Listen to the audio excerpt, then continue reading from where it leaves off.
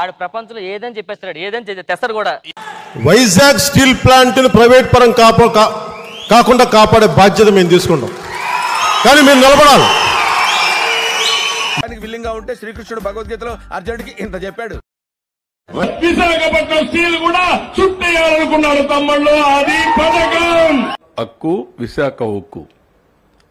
మనం పని చేయకుండా దాన్ని వైట్ ఎలిఫెంట్ మారి పెట్టుకుని కూర్చుంటారు, ఇంట్లో పని చేయించాలి.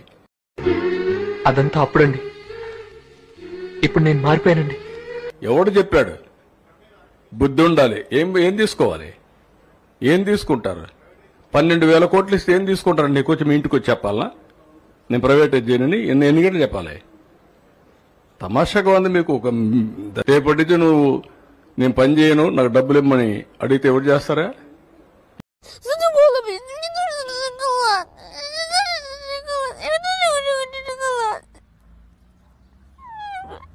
మీకెందుకు కోపం రాదు?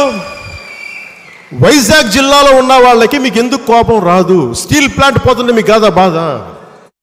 మిగతా జిల్లాలు తెలంగాణతో సహా చనిపోయారా? మీకు ఎందుకు కోపం రావట్లా? ఈ రాష్ట్రం కాబట్టి ఇంకొక రాష్ట్రానికి పోతారు.